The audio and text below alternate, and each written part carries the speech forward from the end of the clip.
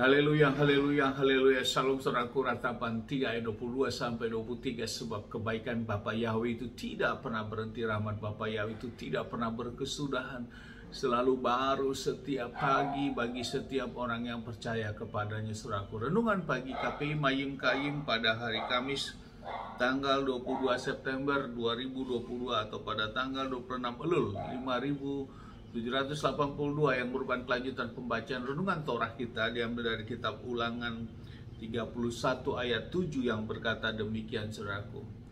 Lalu Musa memanggil Yosua dan berkata kepadanya di depan seluruh orang Israel, jadilah kuat dan berani, karena engkau bersama umat ini haruslah memasuki negeri yang telah dijanjikan Yahweh kepada leluhurmu mereka untuk diberikan kepada mereka, dan engkau akan membuat mereka dapat mewarisinya. Saudaraku, perikop yang baru saja kita dengarkan dalam bacaan renungan Torah ini adalah tentang Yosua jadi pemimpin Israel. Musa berusia 120 tahun, saudaraku, dan Musa sudah mendapatkan pernyataan melalui Bapa Yahweh, saudaraku, bahwa dia tidak akan memasuki tanah Kanaan itu, saudaraku, oleh karena pelanggaran yang dia lakukan. Dan kemudian menyerahkan kepemimpinan bangsa Israel ini untuk masuk ke tanah Kanaan untuk menyeberangi sungai Yordan, yaitu Yosua, saudaraku. Dan dalam pernyataan ini ditegaskan, jadilah kuat dan berani. Ini adalah suatu motivasi yang diberikan kepada Yosua, saudaraku. Namun selain motivasi itu juga pernyataan bahwa Bapa Yahweh menyertai hidup dia, saudaraku. Saudaraku, ini yang menjadi renungan bagi kita. Kemudian Musa juga menyampaikan bahwa untuk membacakan Torah, saudaraku, pada setiap tahun kepada bangsa Israel. Di dalam ayat yang ke-10 dikatakan, Musa memberi perintah kepada mereka demikian, pada akhir setiap 7 tahun, pada waktu yang telah ditentukan sebagai tahun pembebasan, pada hari raya Sukkot, ketika seluruh orang Israel hadir di hadapan Yahweh Elohimmu di tempat yang akan dipilihnya, maka kamu harus mengumandangkan Torah ini di telinga seluruh orang Israel. Kumpulkanlah seluruh umat itu, pria, wanita, anak-anak, dan orang asing yang tinggal di dalam kota-kotamu, supaya mereka dapat mendengarkan, mempelajari, takut akan Yahweh Elohimmu, dan melakukan dengan setia seluruh perkataan Torah ini. Saudaraku, ini adalah pernyataan yang Musa sampaikan. Intinya adalah untuk melakukan Torah itu, saudaraku. Baik itu laki-laki, perempuan, anak-anak, bahkan orang asing yang ada bersama bangsa Israel pada waktu itu. Tentu hal ini juga memiliki relevansi di dalam kehidupan kita saat ini, saudaraku.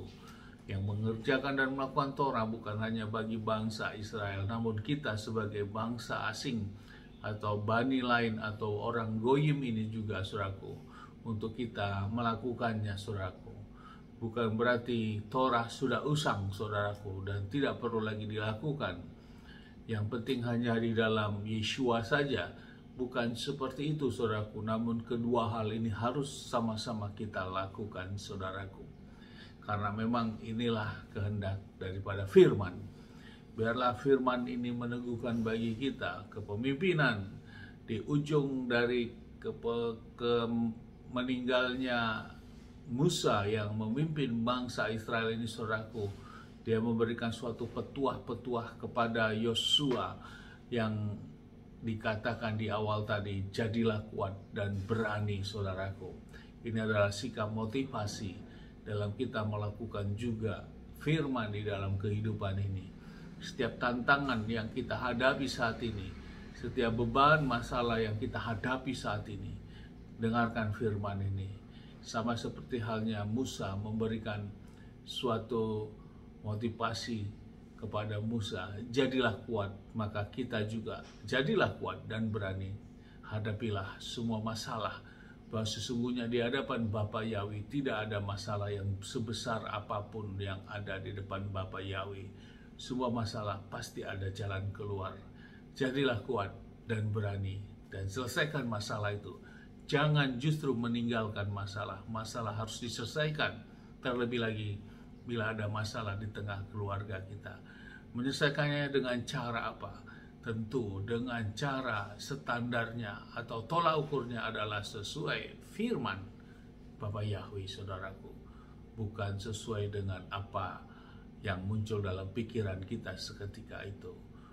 Yaitu dilakukan, diselesaikan dengan cinta kasih, dengan kasih yang Yeshua sudah lakukan, dan itulah yang kita lakukan juga, saudaraku. Karena lewat kasih inilah maka saya analogikan kasih merupakan terang itu, saudaraku. Bila terang itu datang, kasih itu datang, maka semua kegelapan akan sirna, saudaraku. Itulah kasih dan harus dihadapi. Jadilah kuat dan jadilah berani. Amin. Sukses besar buat kita semua. Maju terus dalam iman. Dan tempat ini saya berdoa, Bapa yang memberkati, melindungi kita semua dimanapun kita berada. Bapa yang menyinari wajahnya kepada kita, memberikan kita kasih karunia. Bapa yang menghadapkan wajahnya kepada kita, berikan kita damai sejahtera. Apapun yang kita kerja lakukan sepanjang hari, semuanya menjadi berhasil. Dan kita orang yang percaya kepada Bapa yang mau melakukan hukum perintah ketetapan Bapa Yahweh. Janji firman kita tidak dipermalukan, dan keselamatan yang pasti bersama Adonai Yeshua HaMashiach, dan kita lakukan perintah dan ketetapannya. Amin. Haleluya. Salam, saudaraku.